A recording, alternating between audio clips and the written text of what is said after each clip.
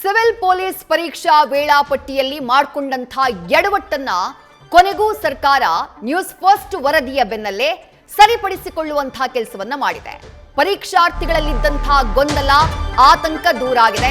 ಯಾಕಂದ್ರೆ ಪರೀಕ್ಷೆಯ ಸಮಯವನ್ನ ಬದಲು ಮಾಡಲಾಗಿದೆ. ಕಲ್ಯಾಣ ಕರ್ನಾಟಕ ಕಾನ್ಸ್ಟೇಬಲ್ ಹುದ್ದೆಗಳಿಗಾಗಿ ಪರೀಕ್ಷೆ ನಡೀತಾ ಇದೆ. ಪರೀಕ್ಷೆಯ ಸಮಯವನ್ನ ಬದಲಾವಣೆ ಮಾಡಿದೆ ಪರೀಕ್ಷಾ ಪ್ರಾಧಿಕಾರ. ಆಗಸ್ಟ್ 2ನೇ ತಾರೀಕು ನಡೆಯುವಂತಹ ಪರೀಕ್ಷೆ ಇದು. ಆ ಪರೀಕ್ಷೆಯ ಸಮಯವನ್ನ ಬದಲಾವಣೆ ಮಾಡಲಾಗಿದೆ. ಮೊದಲು ಮಧ್ಯಾಹ್ನ 2:30 ಬದಲಿಗೆ ಮೊದಲು 2:30ಕ್ಕೆ ಎಕ್ಸಾಮ್ ಇತ್ತು.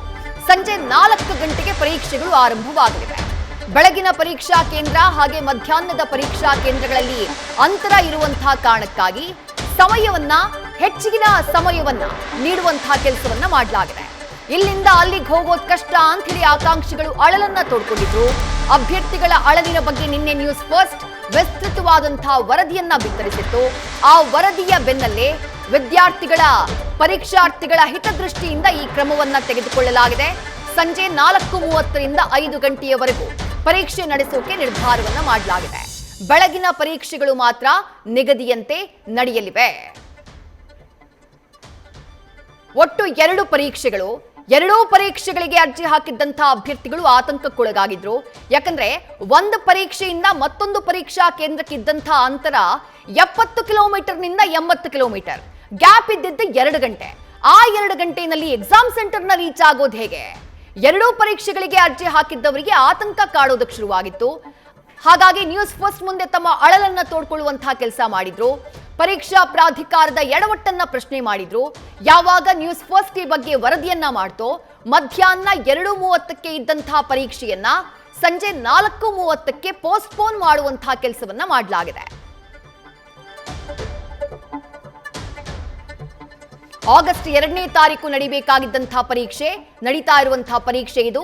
3,991 ಪೇದೆಗಳ ನೇಮಕಾತಿಗಾಗಿ, ಸಿವಿಲ್ ಪೇದೆಗಳ ನೇಮಕಾತಿಗಾಗಿ ನಡೀತಾ ಇರುವಂತಹ ಪರೀಕ್ಷೆ. At the same time Hyderabad ಕರ್ನಾಟಕದ ಅಭ್ಯರ್ಥಿಗಳಿಗೆ 2 ಪರೀಕ್ಷೆ. ಹೈದರಾಬಾದ್ ಹಾಗೆ ನಾನ್ ಹೈದರಾಬಾದ್ ಕರ್ನಾಟಕಕ್ಕೆ ನೇಮಕಾತಿಗೆ ಅಧಿಸೂಚನೆಯನ್ನ ಹೊರಡಿಸಲಾಗಿದೆ. 2 ಪರೀಕ್ಷೆ ಒಂದೇ ದಿನ ನಡೀತಾ ಇದೆ. ಹಾಗಾಗಿ ಪರೀಕ್ಷಾರ್ಥಿಗಳಲ್ಲಿ ಗೊಂದಲ ಮೂಡ್ಕೊಂಡ್ಬಿಟ್ಟಿತ್ತು.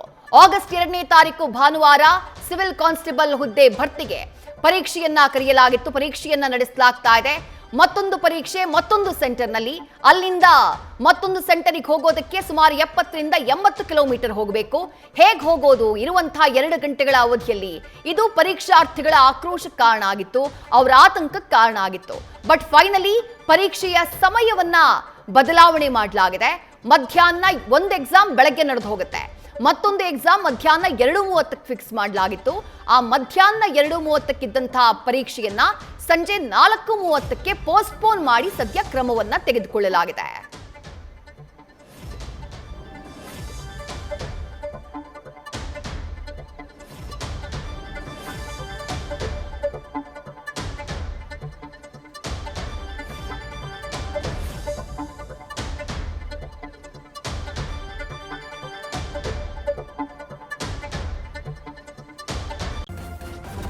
ನ್ಯೂಸ್ ಫಸ್ಟ್ ನಿರ್ಭೀತಿಯಿಂದ ನಿಮ್ಮ ಪರವಾಗಿ.